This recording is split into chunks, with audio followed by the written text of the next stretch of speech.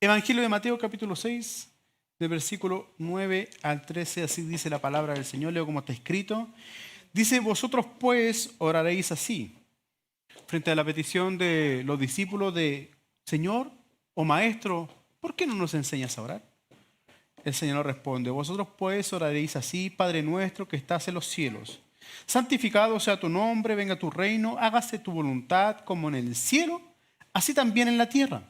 El pan nuestro de cada día, dánoslo hoy y perdónanos nuestras deudas como también nosotros perdonamos a nuestros deudores.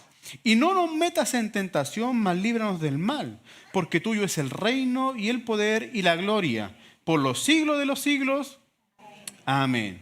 Siempre se finaliza, ¿cierto?, con un amén cada oración.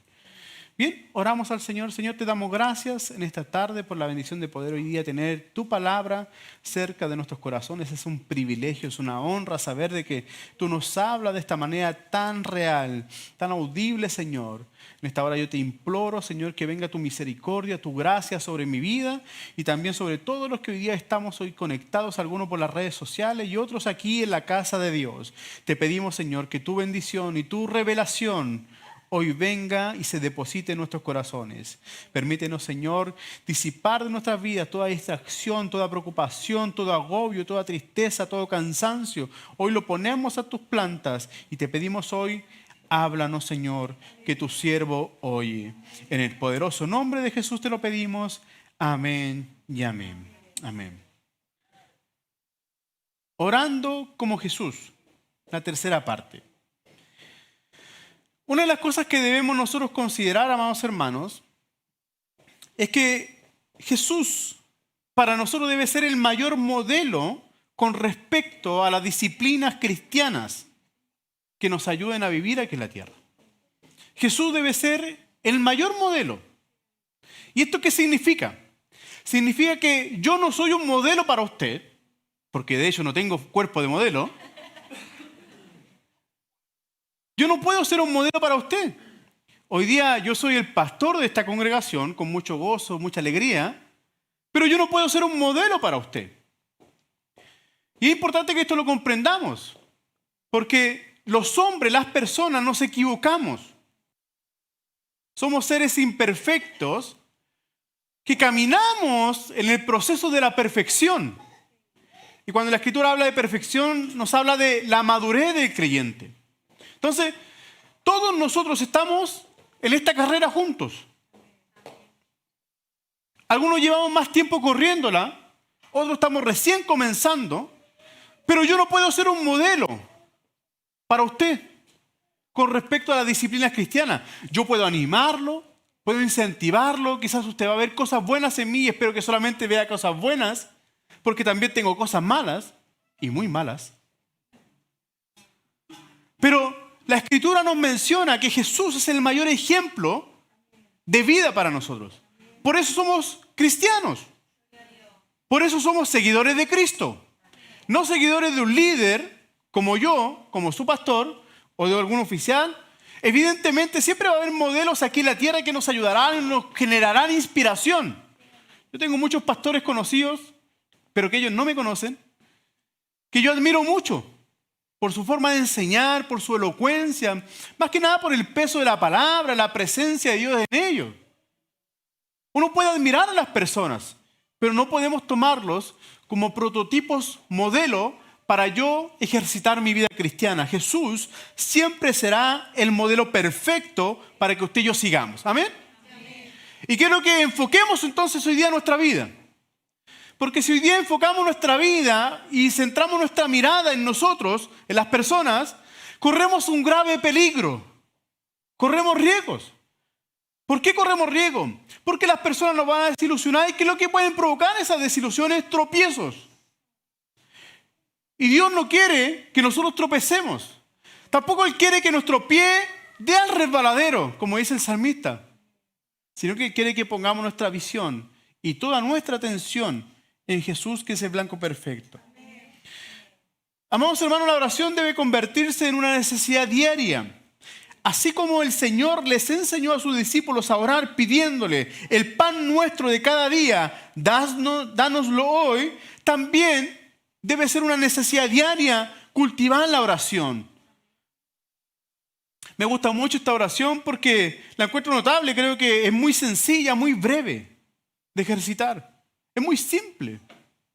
Pero en esa simpleza hay una profundidad que llevamos ya 3 domingos estudiando. Y nos damos cuenta que al ejercitar esta palabra y al ejercitar esta oración en nuestra vida diaria, obtendremos grandes resultados. Dios quiere resultados en el pueblo de Dios. Si Dios pudiese apostar, yo creo que Dios apuesta por usted. Dios apuesta por mí. Es decir, Él deposita su confianza en nosotros, de manera que podamos nosotros ejercitar constantemente esta disciplina de la oración.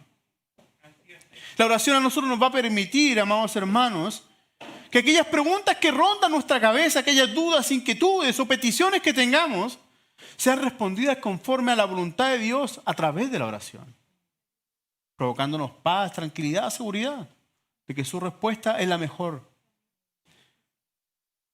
Cada respuesta que el Señor da debería provocarnos paz. No hay respuesta de Dios que inquiete nuestros corazones, porque Él es la paz. Él nos da paz.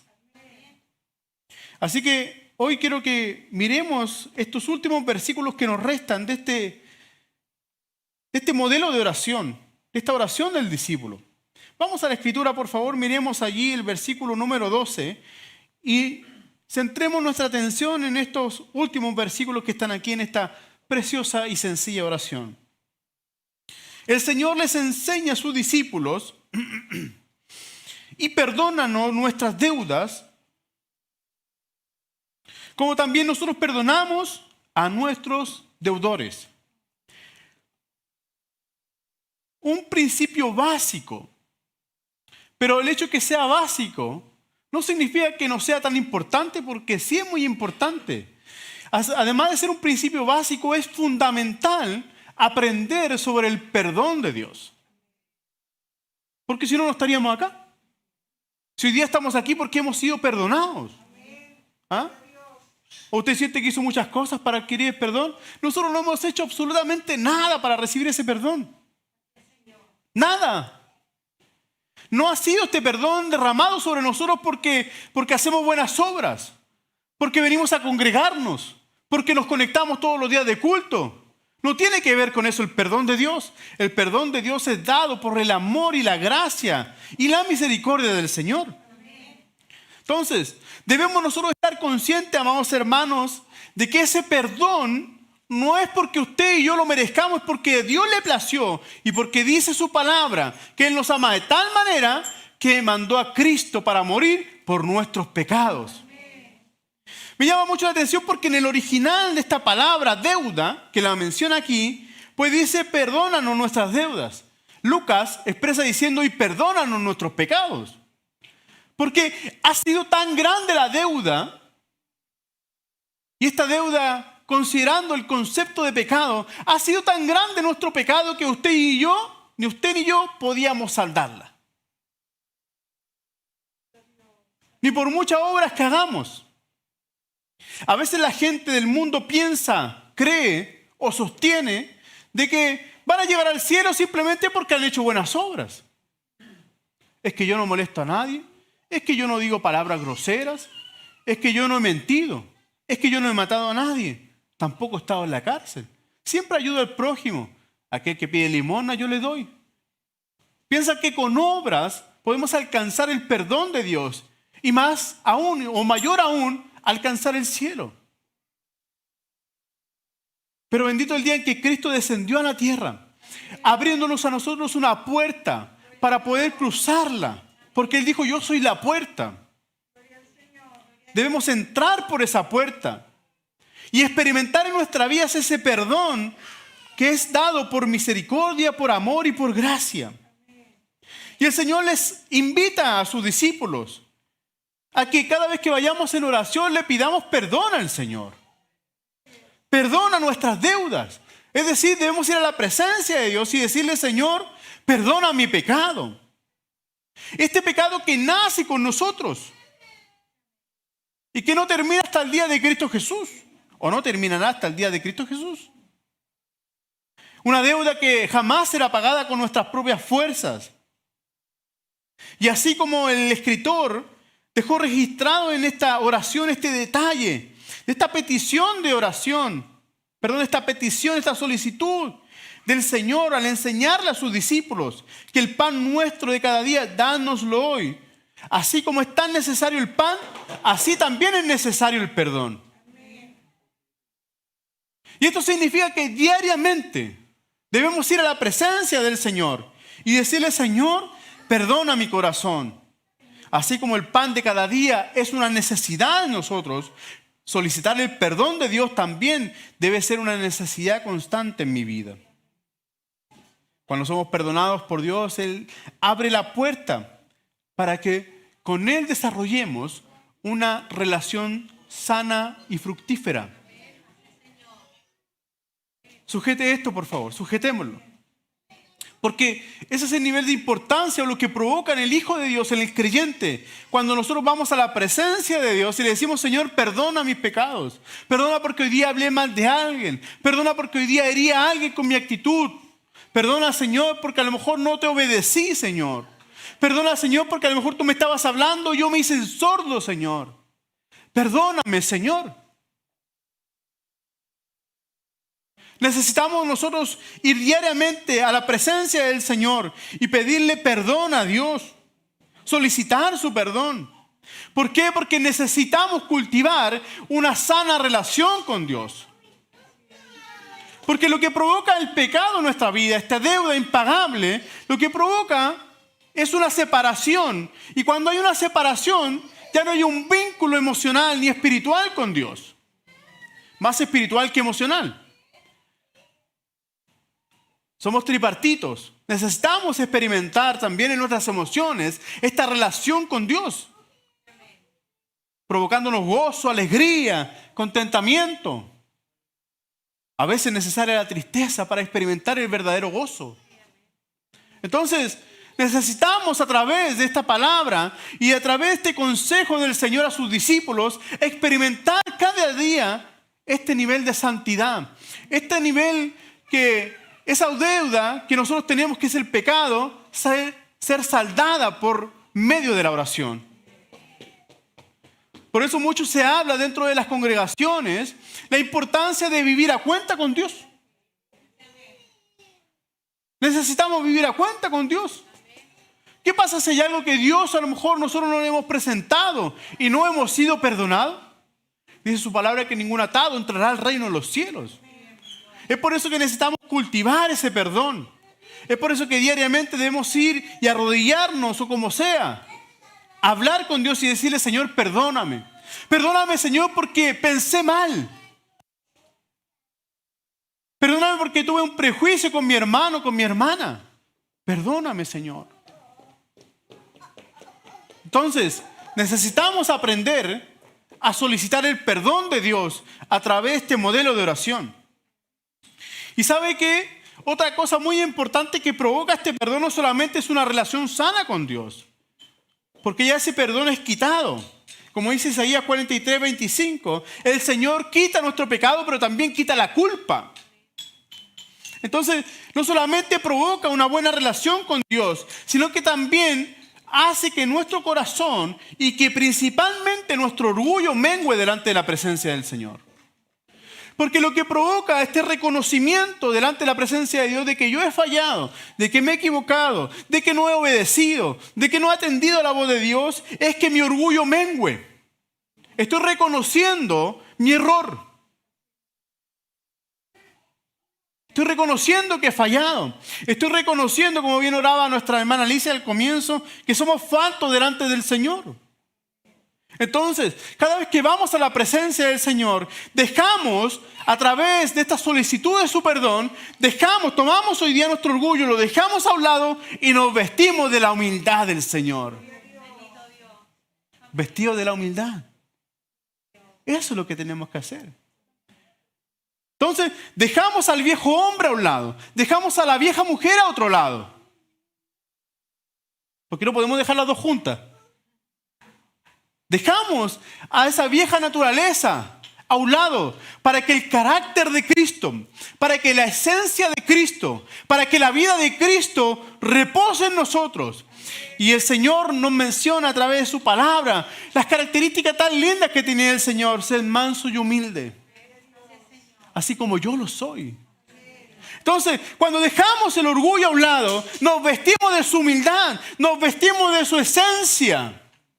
Y no andamos por la calle creyéndonos todos, sino que andamos con sencillez, con humildad. Y no tiene que ver con la ropa que vestimos, tiene que ver con la actitud que vivimos. Dios nos ha llamado a vivir humildemente. Aun cuando Dios nos dé una casa, nos dé un carro, nos dé algunas posesiones, no importa lo que tengamos, lo material es pasajero. Lo que es eterno es la humildad de Cristo.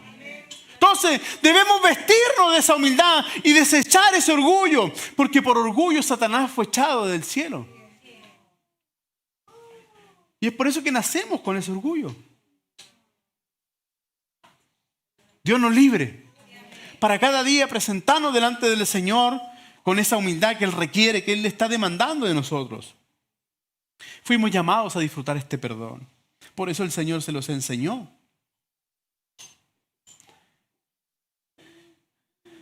Evidentemente que el perdón humano, porque aquí hace una comparación también, más que una comparación, hace un alcance con respecto a este perdón. Perdónanos, Señor, porque yo también perdono a otros. En otras palabras está diciendo.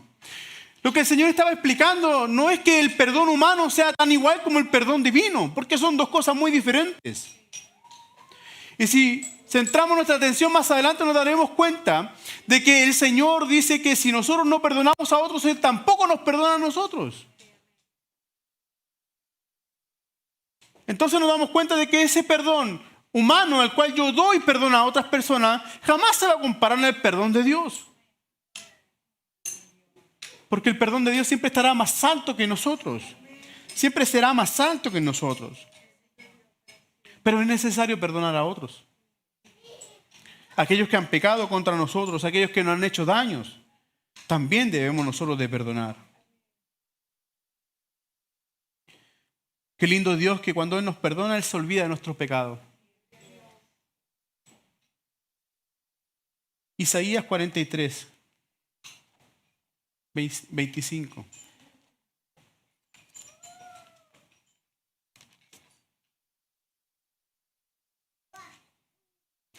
Yo, dice el Señor, yo soy el que borro tus rebeliones por amor de mí mismo.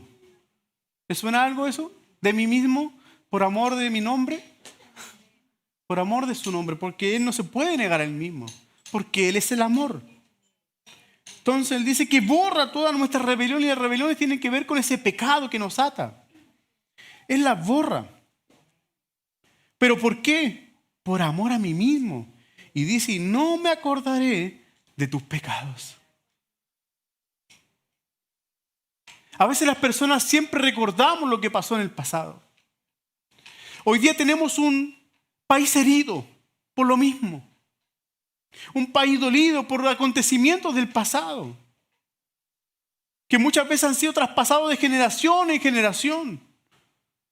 Y dependiendo de la perspectiva de cada persona, no desde la perspectiva de Dios, es que se ha dañado tanto de un lado como del otro. Y los del otro culpan a la izquierda y los de la izquierda culpan a los de la derecha. Por el pasado, por el dolor. Pero Cristo, Dios Todopoderoso, no es como ellos. No es como nosotros. Dice que Él borra nuestras rebeliones. Y dice que no se acuerda. No me acordaré de tus pecados. El único que se acuerda de nuestros pecados es Satanás, el diablo. Así que cuando vengan esos pensamientos, no pensemos que es Dios. Si lo hemos presentado delante del Señor, Dios ya nos ha perdonado. No carguemos con esa mochila. No llevemos, no sostengamos esa carga. Si Dios nos ha perdonado, hasta allí quedó. Hemos sido perdonados. Y usted y yo somos libres del perdón. Por el perdón. Somos libres del pecado. Ya no hay más condenación dentro de nosotros. Bendito sea el nombre de Jesús. Podemos andar libres por la vida. Podemos caminar confiados por la vida, porque no importa el pasado que tengamos, no importa si a lo mejor hoy día cometimos un error, Dios es amoroso para perdonarnos. Y su perdón nos llena el corazón. Nos permite levantar la cabeza para mirar hacia adelante, hacia ese futuro esplendoroso que Él tiene preparado para todos los hijos de Dios. Entonces, vayamos delante de la presencia del Señor y pidamos delante de Él, solicitemos su perdón en nuestras vidas. Vamos al sexto aspecto, que será el quinto, ya para ir aterrizando con esta enseñanza. No se olvide, no me olvide de pedir perdón delante del Señor. Que el Señor nos pille confesado, como dicen por ahí. Que si un día la muerte nos alcanza, estemos a cuenta con el Maestro. Porque ciertamente la vida es como la flor del campo, como aquella hierba que crece en el desierto. Un día está florecida y llena de gozo, de alegría, pero a la vuelta de la esquina desaparece. Somos como la neblina, como dice su palabra. Un día estamos, ya el otro día, a los segundos ya no estamos. Vamos al versículo número 13, por favor. Y dice, y no nos metas en tentación, mas líbranos del mal. Quiero hacer una pequeña intervención con respecto a esta expresión de la versión Reina Valera. Hay dos traducciones con respecto a la palabra de Dios. Y hay un texto más antiguo que este. No me voy a poner a hablar de los textos antiguos, pero sí me parece interesante que lo comprendamos. En donde en el original la palabra no es y no nos metas en tentación, sino que en el original, en el texto, en la interpretación más antigua, nos habla y no permitas que cedamos ante la prueba. ¿Ya? ¿Por qué? Porque hubo un error de interpretación con respecto al manuscrito más moderno, en donde se sacó la Reina Valera que tenemos hoy día todos los días nosotros. No es que tenga un error, es un tema de interpretación, pero en el original quiere decir que no permitas que caigamos en medio de la prueba. Porque si pensamos, estaríamos contradiciendo lo que dice Santiago 1.13. Vamos a Santiago 1.13.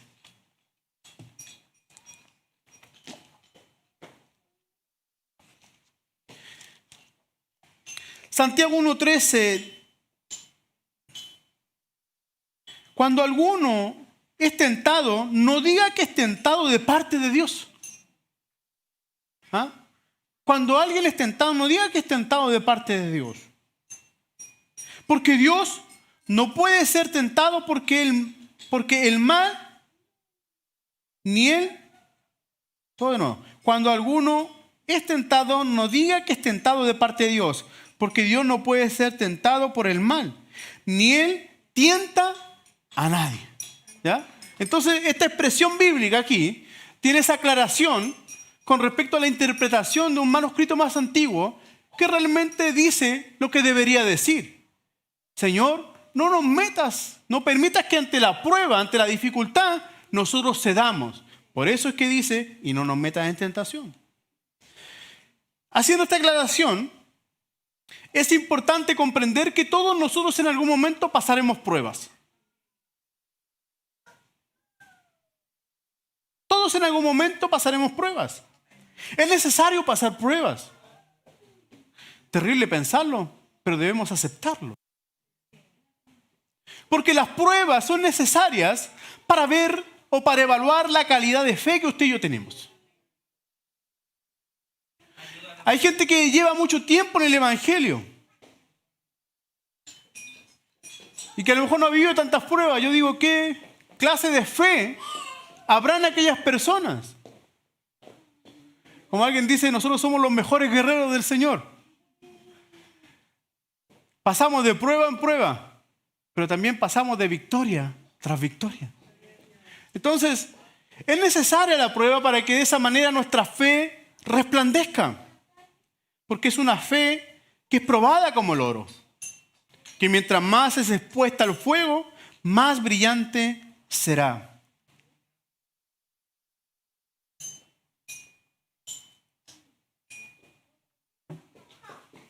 Ahora, el sentir del Señor podemos interpretar lo siguiente, que el sentir del Señor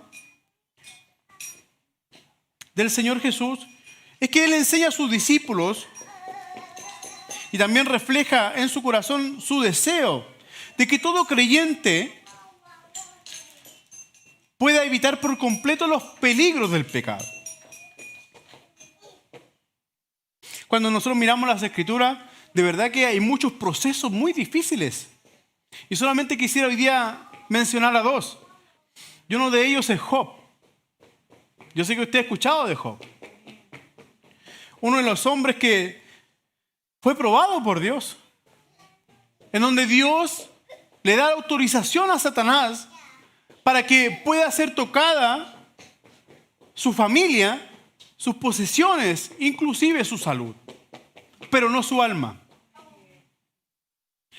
Job era un hombre que, como bien sacaba a colación nuestro hermano Juan Isaías en la prédica del jueves, Job era un hombre muy importante, de muchas posesiones, pero que a pesar de todo lo que vivió, jamás levantó y jamás renegó en contra de Dios.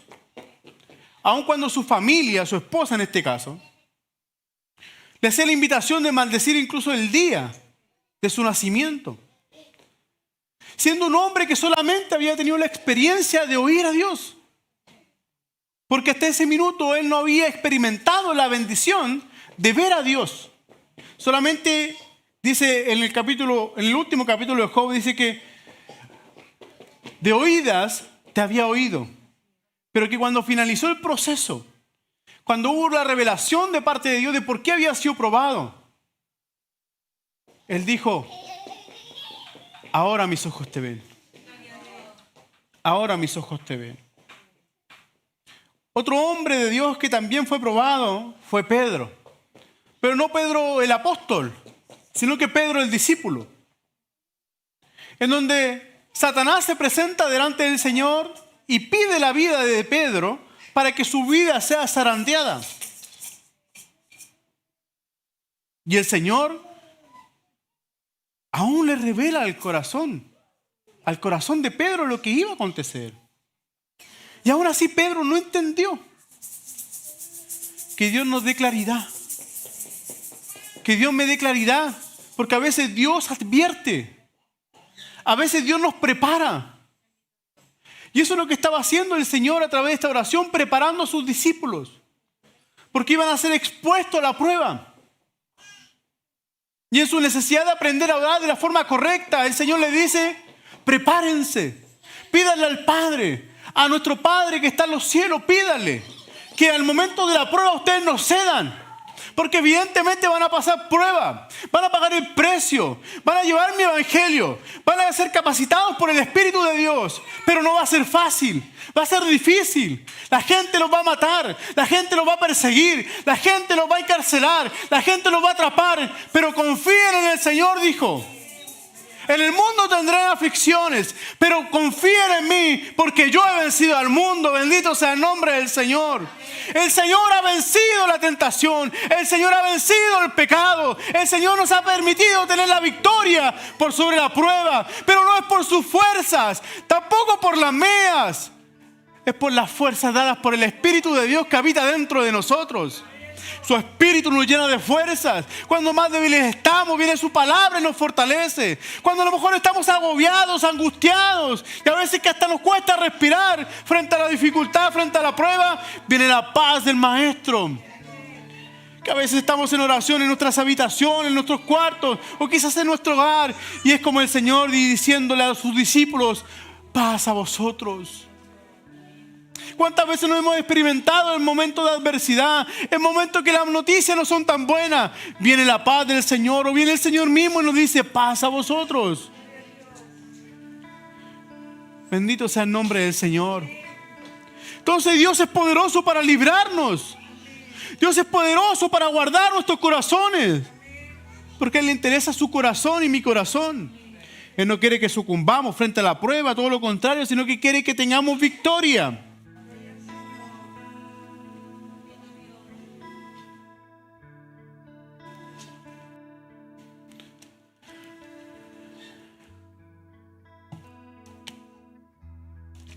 ¿Cuántos sirven a este Dios poderoso? Vamos a la escritura, al Salmo 121, por favor.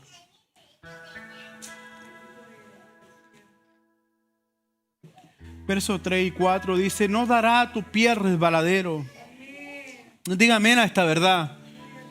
Porque Dios hablándonos a nosotros. Porque el Señor es nuestro guardador.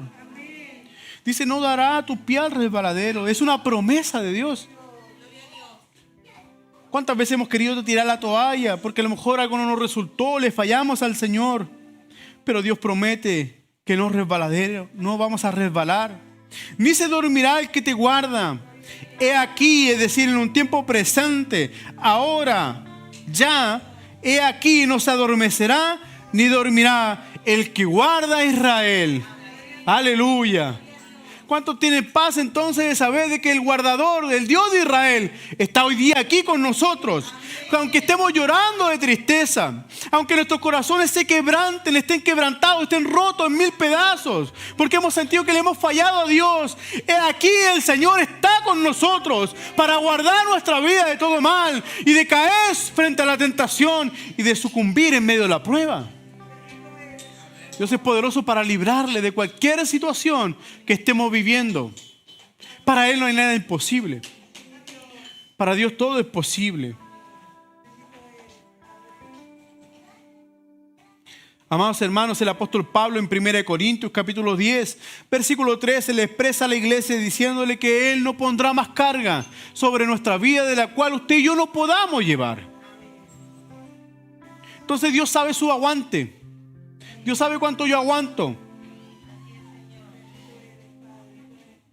Y dice la escritura en ese mismo versículo, en 1 Corintios capítulo 10, versículo 13, que no solamente nos promete que Él no va a poner más carga sobre nosotros, sino que también en medio de ese proceso Él dará la salida.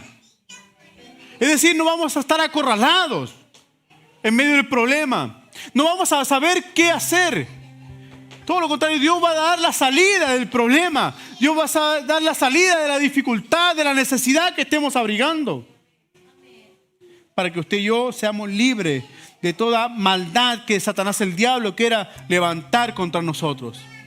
Si Jesús lo hizo, ¿por qué nosotros no? Cuando miramos nosotros en el comienzo de su ministerio, nos damos cuenta de que el maestro enfrentó la tentación cara a cara a Satanás, el diablo.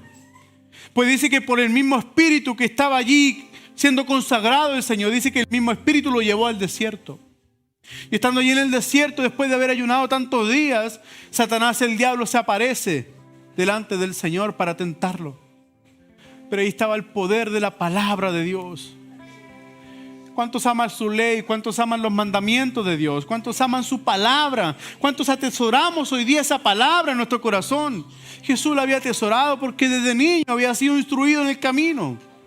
Pues a una edad muy temprana, 12 años, Él ya podía discutir con los maestros de la ley. ¿Por qué? Porque sus padres le habían enseñado la verdad. Por eso es importante que estos niños que hoy día están aquí, los preparemos para enfrentar la tentación. Los preparemos para enfrentar el mundo, la sociedad.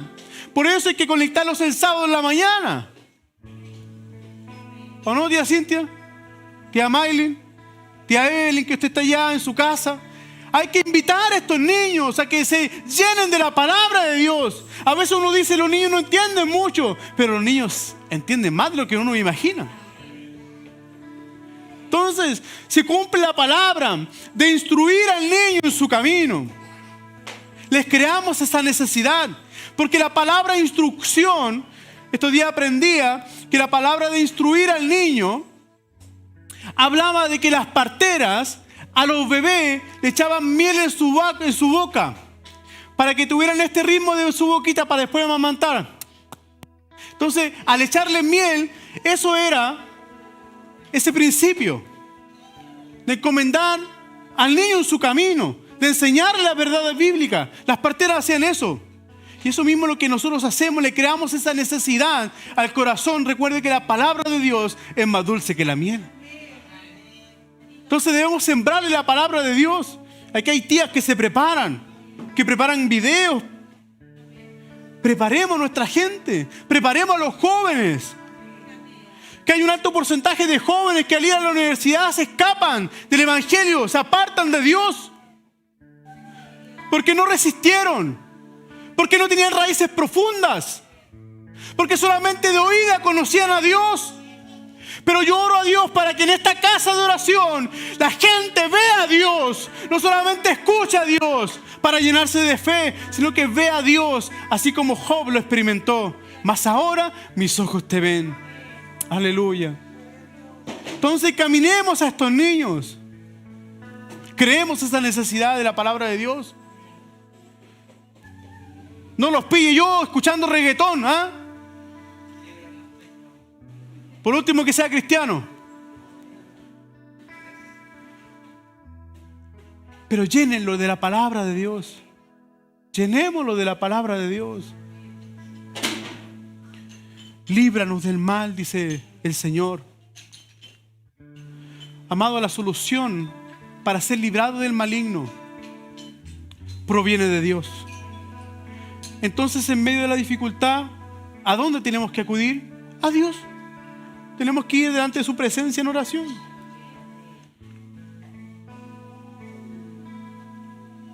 Séptimo y último punto.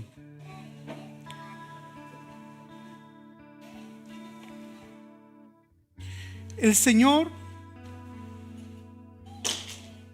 en esta expresión de Mateo, solamente la Reina Valera aparece lo siguiente: porque tuyo es el reino, y el poder y la gloria, por los siglos de los siglos. Amén. Yo le voy a explicar por qué solamente aparece en esta interpretación bíblica. Y por qué el escritor se toma esa atribución de escribirlo, de mencionarlo. Porque antiguamente cada oración se terminaba de esa manera. Obviamente se sellaba con el amén, pero se agrega acá. Lucas no considera esta expresión bíblica, pero Mateo sí la considera. Esto no significa que esté mal, esto significa que está excelente. Porque es la forma en que usted y yo podemos aprender que si bien es cierto Dios es nuestro Padre y que está en los cielos, podemos pedirle a Dios: Señor, venga tu reino sobre mi vida. Manifiesta tu voluntad, esa voluntad perfecta, esa voluntad agradable. Esa buena voluntad, manifiéstala en mi vida. Provéanos, Señor, usted de aquellas cosas que nosotros necesitamos. Perdona mi vida, Señor. Me humillo delante de tu presencia. Llena mi corazón de humildad y aplaca este orgullo que muchas veces no me deja caminar. Soltamos perdón por aquellos que en algún momento nos han dañado, que a veces ese dolor no nos permite correr la carrera. Por eso el escritor a los Hebreos hace alusión sobre la carrera del Evangelio, diciéndonos: desechando todas aquellas cosas para correr la carrera, poner los ojos en Jesús, en el autor y consumador de la fe, desechando todo peso que nos asedia para correr con gozo la carrera.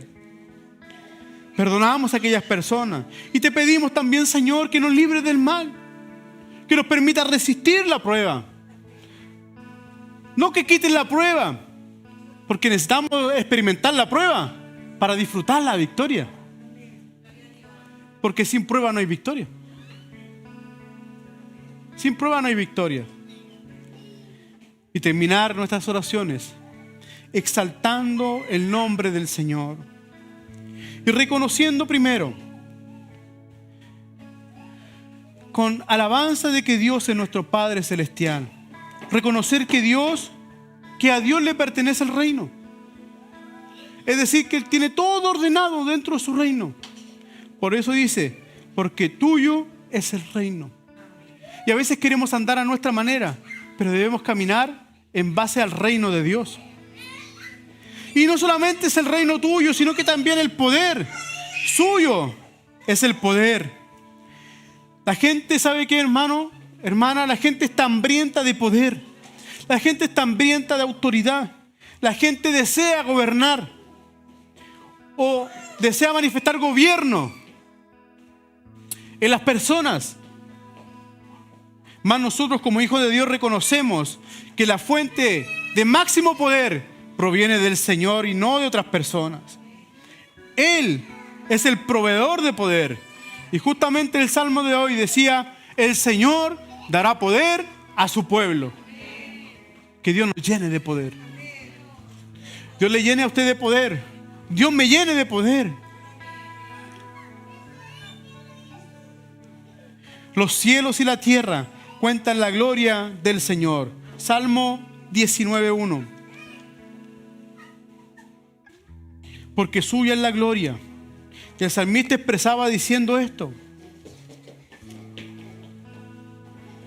Los cielos cuentan la gloria de Dios y el firmamento anuncia la obra de sus manos.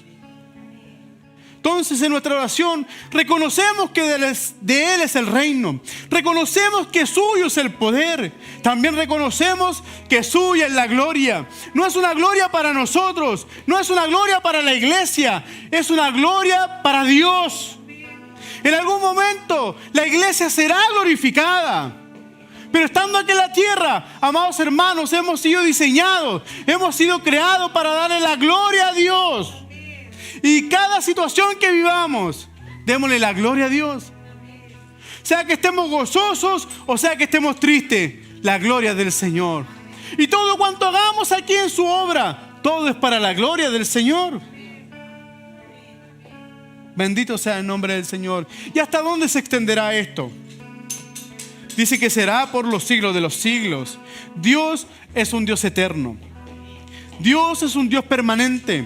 Dios es un Dios estable. Y no importa lo que ocurra a nuestro alrededor, podemos confiar en Dios y en que su eternidad está dentro de nosotros. Su gozo eterno, su amor eterno incomparable que no mengua por nosotros, sino que permanece para siempre. Así que cada vez que oremos, digámosle al Señor, Señor, perdona mi vida. Señor, permíteme perdonar a otros. Señor, por favor, líbranos en medio de esta prueba. Permítenos resistir con calidad, con fortaleza. Permítenos, Señor, desechar todo plan del diablo en contra de nosotros. Porque reconocemos que tuyo es el reino, el poder y la gloria por los siglos de los siglos. Cuando comencemos a experimentar esta oración, cuando comencemos a vivir esta oración, veremos cómo los cielos se abrirán sobre nosotros. ¿Cuánto anhelan tener cielos abiertos sobre su hogar? ¿Cuánto anhelan tener cielos abiertos sobre sus familias? A veces quizás somos los únicos que servimos al Señor.